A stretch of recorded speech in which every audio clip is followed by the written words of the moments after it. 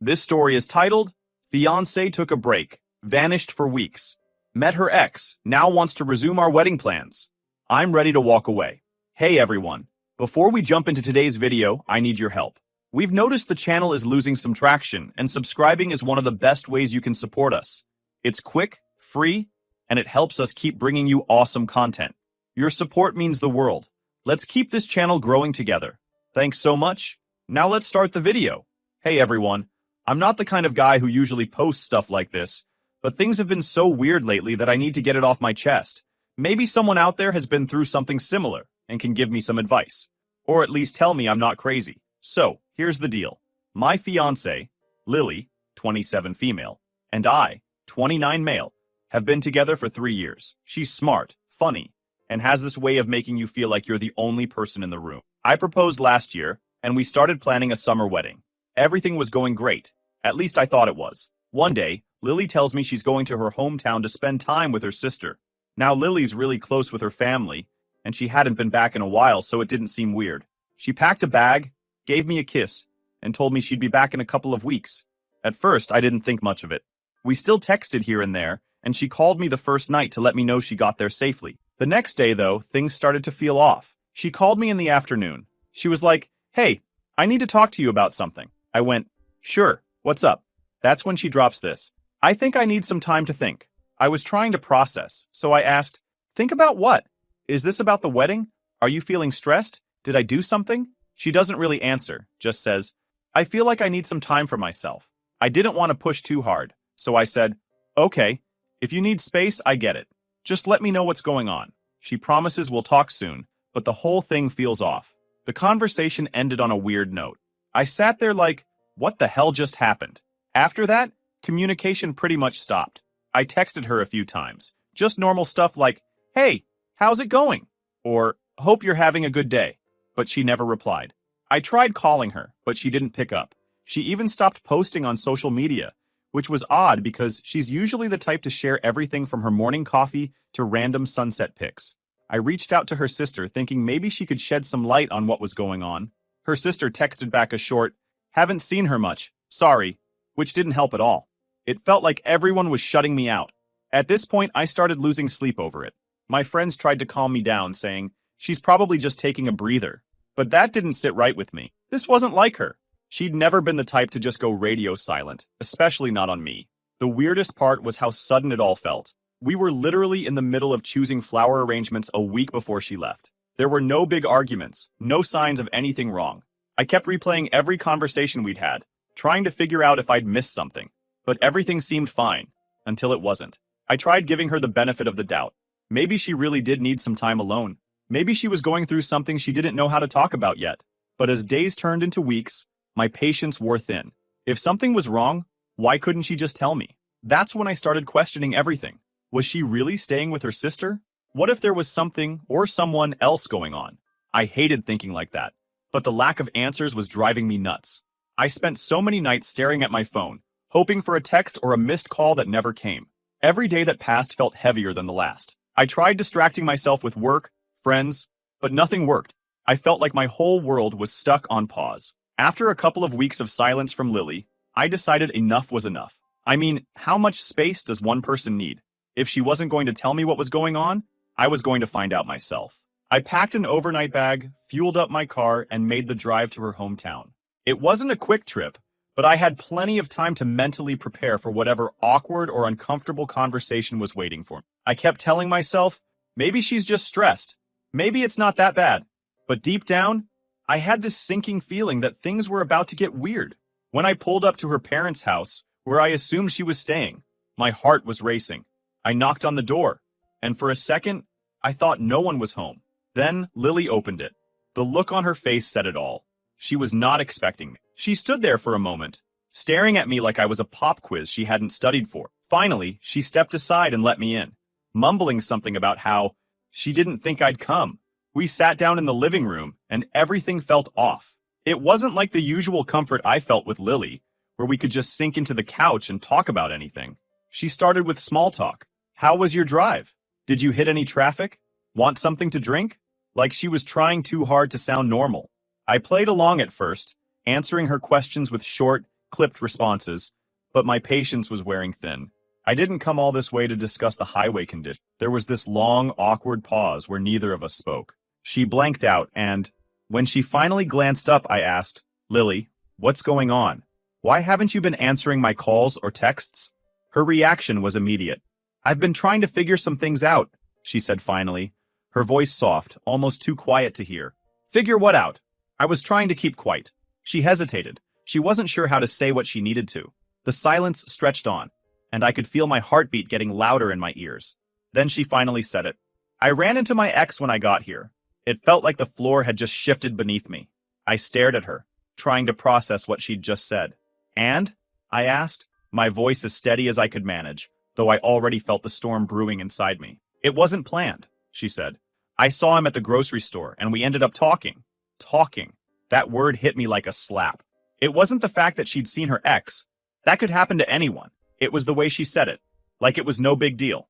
But it clearly was a big deal, or we wouldn't be having this conversation. I leaned forward, trying to keep my composure. "Why didn't you tell me about this earlier?" I asked. Her eyes darted to the side, avoiding mine. "I didn't want to upset you until I knew how I felt." "How you felt?" I repeated, my voice rising just a bit. "We're engaged, Lily. We're planning a wedding. What do you mean, how you felt?" That's when she said, "I've been spending some time with him," she admitted, her voice barely above a whisper. I needed to see if there were any unresolved feelings. For a moment, I couldn't even speak. My mind was spinning, trying to wrap itself around what she just said. Unresolved feelings? We're supposed to be getting married, and you're out here playing emotional hopscotch with your ex? "I just needed to know for sure," she said. I didn't want to go into our marriage with any doubts. I felt my chest tighten, my hands clenching into fists. "So you've been ignoring me this whole time because of him?" I couldn't stay quiet. "Why didn't you tell me sooner? Why didn't you talk to me about this instead of shutting me out?" She started to respond, but I wasn't done. "What does this mean for us, Lily? Are you still trying to figure it out? Because I'm not going to sit around waiting for you to decide if I'm plan A or plan B." Her face crumpled, and for a split second, I thought she might cry. But instead she said, "I didn't want to hurt you. I needed time to sort my emotions." "Do you even hear yourself right now?" I shot back. "Leaving me in the dark for weeks was a hell of a lot worse than just being honest from the start." The conversation went in circles after that. Every time I tried to get a straight answer, she dodged it, giving me vague excuses about needing clarity and not wanting to make a mistake. I could feel my energy draining with every passing minute. By the end of it, I was done. Completely, utterly done. I stood up, looked at her one last time, and said, "I need some time to think." Exactly like what she said, and the way she said it. Her eyes widened like she didn't expect me to say that, but I didn't wait for a response. I grabbed my keys and walked out. The drive back home after that conversation was one of the longest and most surreal trips of my life. I wasn't angry, at least not in the yelling and breaking stuff kind of way, but I was hurt, really hurt. I kept replaying everything Lily said, trying to make sense of it. Unresolved feelings? What did that even mean? Why couldn't she just talk to me about it, instead of shutting me out and ghosting me for weeks? The next few days were a blur. I went to work, but I wasn't really there, you know? My coworkers asked if I was okay, and I gave the usual, "Yeah, just tired," excuse. My friends checked in too, but I didn't have the energy to explain the whole mess. Eventually, I told a couple of close friends what happened. Their reactions were a mix of shock and outrage. My buddy Mark said, "Dude, that's messed up. She should have told you the second this guy showed up." My other friend Jenna was more blunt. "If she's entertaining her ex while engaged to you, she doesn't deserve you." Hearing it from other people made me realize just how bad the situation was. But it also made me feel like an idiot. How did I not see this coming? Were there signs I missed? The thing that hurt the most was how blindsided I felt. We'd been planning our future together, choosing wedding venues, talking about where we wanted to live, even discussing names for future kids. And now all of that felt like a lie. I started going through our text messages, looking for anything that might explain her behavior. Nothing stood out. Our conversations had been normal, happy even, right up until she left for her hometown. It was like she flipped a switch the moment she saw her effing ex. One night, I decided to message her sister.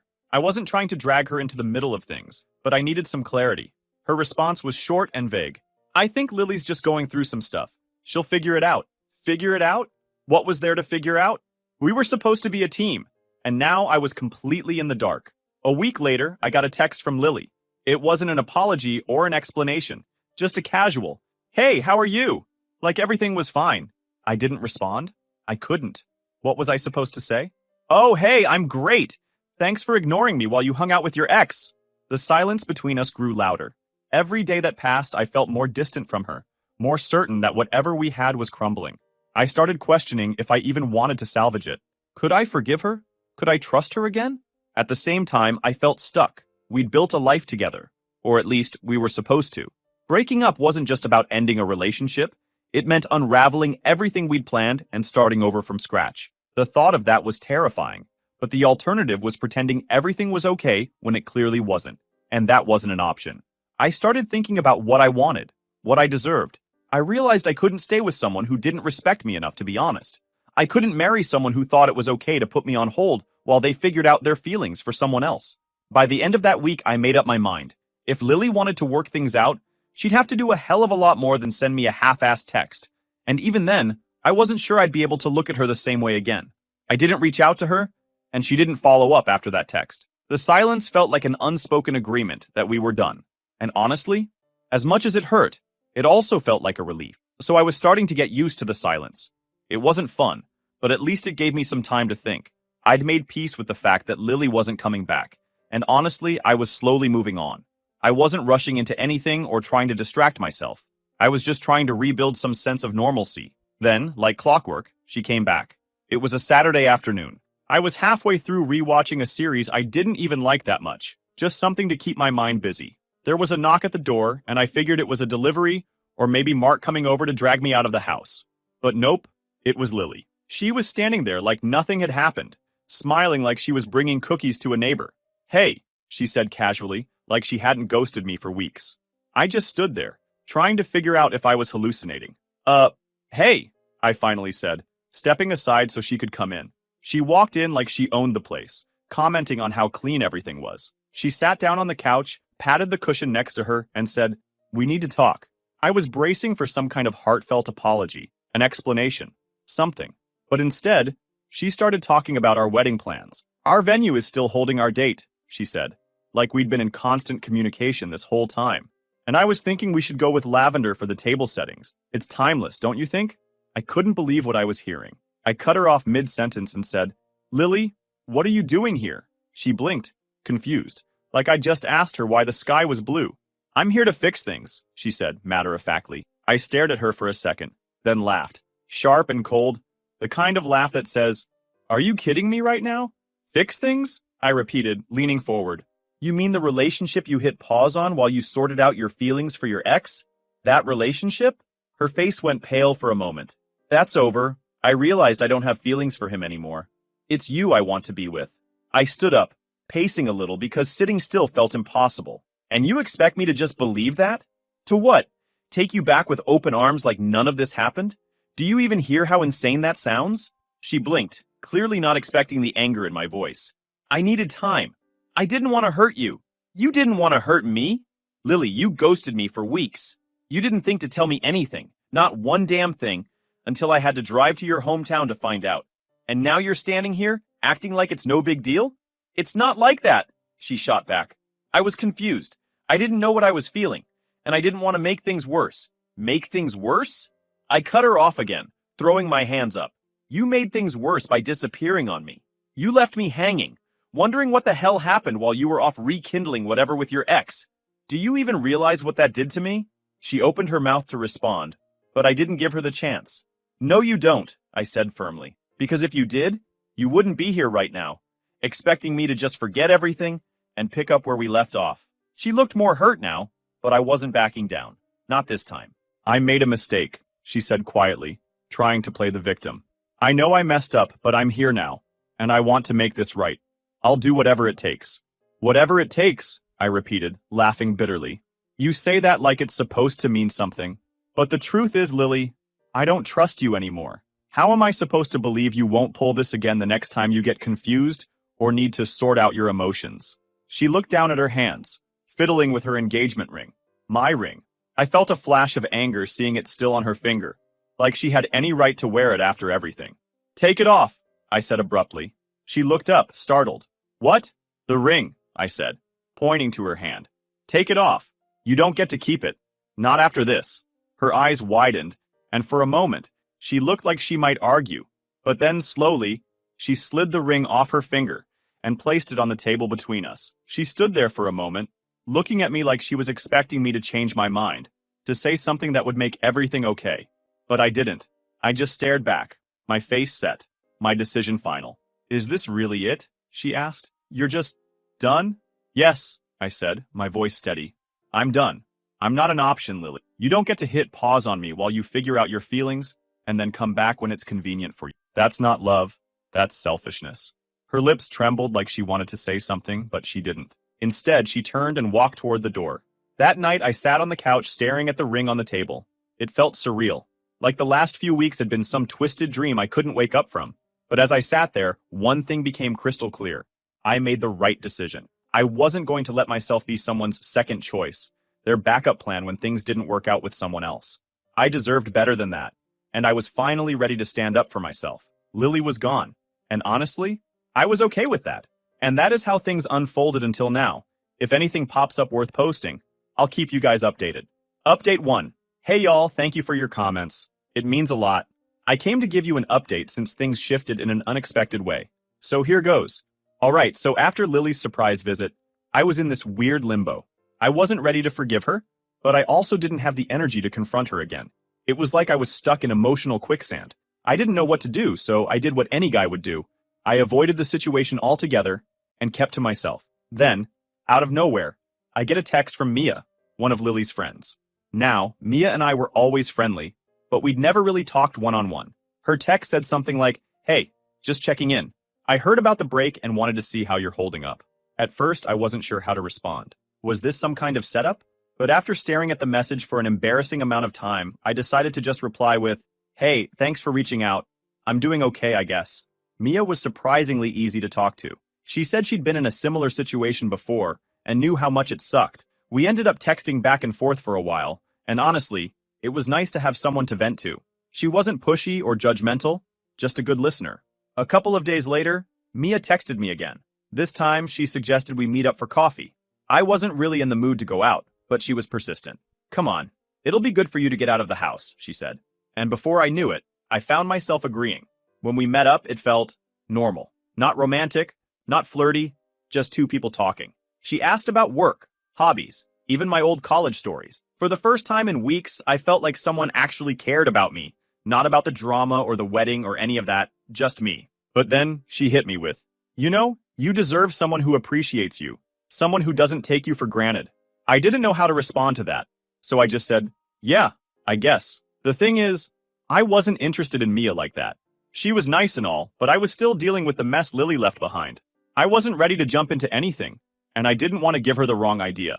But Mia didn't let up. She started texting me more often, sending memes, asking if I wanted to hang out again. She wasn't overbearing, but it was clear she was trying to make something happen. I kept my responses polite but distant, hoping she'd get the hint. Then one evening, Mia asked if I wanted to grab dinner. I tried to politely decline, but she wouldn't take no for an answer. "It's just dinner," she said. "Don't overthink it."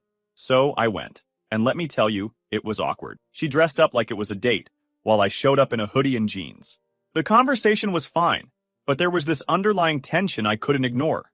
It was like she was testing the waters, seeing how far she could push things. When I got home, I told myself that was it. No more hanging out with Mia, at least not one-on-one. I didn't want to lead her on, and I definitely didn't want to make things more complicated than they already were. But then somehow, Lily found out. I don't know if Mia told her, if one of their mutual friends couldn't keep their mouth shut, or if Lily just has some sixth sense for sticking her nose where it doesn't belong. Either way, the next day, there she was, banging on my door like the place was on fire. Then Lily showed up at my door. No text, no warning, just pounding on the door like it was an emergency. I opened it, and there she was, all fired up and ready to go. "What the hell are you doing?" she demanded, storming past me into the living room. I shut the door, already over it. "Nice to see you too, Lily. What do you want?" She spun around, glaring. "You've been hanging out with Mia? My friend?" I crossed my arms, keeping my tone calm but firm. "I'm sorry, but what exactly makes you think you get to ask me about anything I'm doing? What makes me think, are you kidding me? She's my friend. This is humiliating." I let out a short laugh, shaking my head. "Humiliating? Lily, we're done. You don't get to show up here and play the victim. You made your choice when you walked away. So whatever I do now isn't your business." Her face twisted like she couldn't believe what she was hearing. So that's it? You're just moving on? I shrugged. What did you think was going to happen? That I just sit here waiting for you to decide if I'm good enough? I came back because I realized I still love you, she shouted. Too late, I said bluntly. Honestly, Lily, maybe you should go back to your ex. Seems like you're good at circling back to old options. Her face turned red in an instant, her jaw tightening like she was trying to hold herself together. Are you serious right now? She hissed.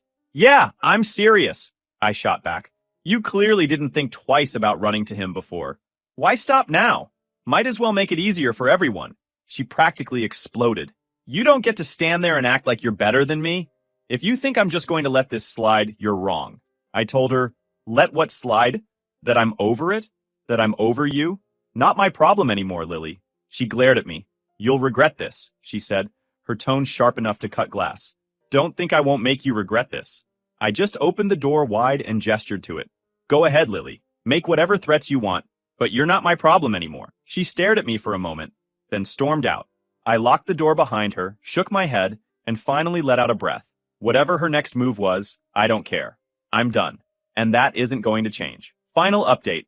All right, guys, I came with a final update just to let you know how everything is unfolding. So, after Lily stormed out, the silence felt different this time. Not heavy, not tense, just peaceful. For the first time, I didn't feel like I had to justify myself to her or anyone else. It was over, and I was fine with that. A couple of days later, Mia texted me, asking if I wanted to grab lunch. I hesitated.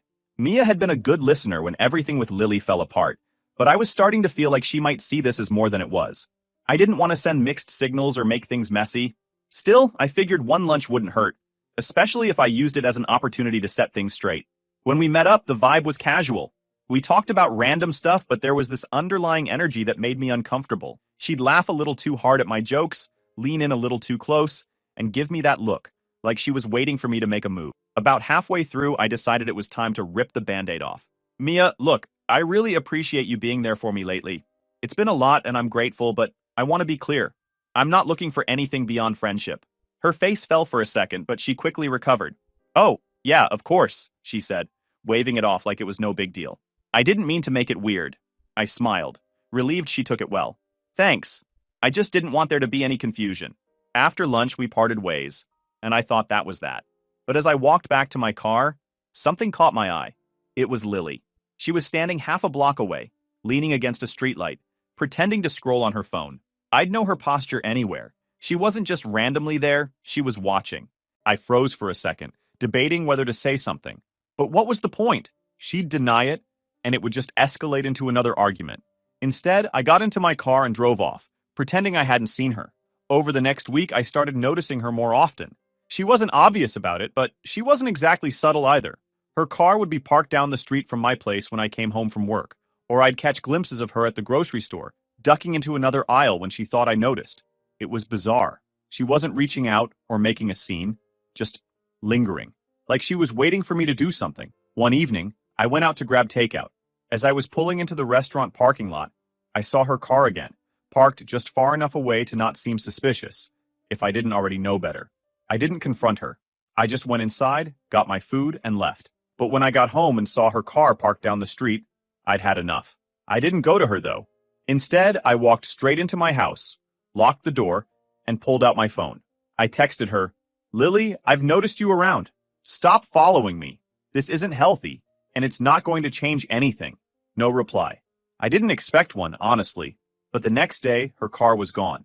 The days after that felt calmer, like the ghost of her presence had finally left. I didn't see her, didn't hear from her, and for once it felt like she was truly out of my life. Mia texted me a couple more times, but I kept it friendly and distant. I wasn't about to let another situation spiral. Right now, I needed to focus on myself, on putting all the chaos behind me. Lily might still be out there, watching or waiting, but I wasn't going to let her control even a second more of my life. I was done. And this time, it was for good. And if there's one thing I know for sure, it's this. I deserve better. That's it, folks. Thanks for sticking with me through all of this. If you've got any advice, I'm all ears. Otherwise, I'll just be over here, figuring out how to start fresh. Cheers.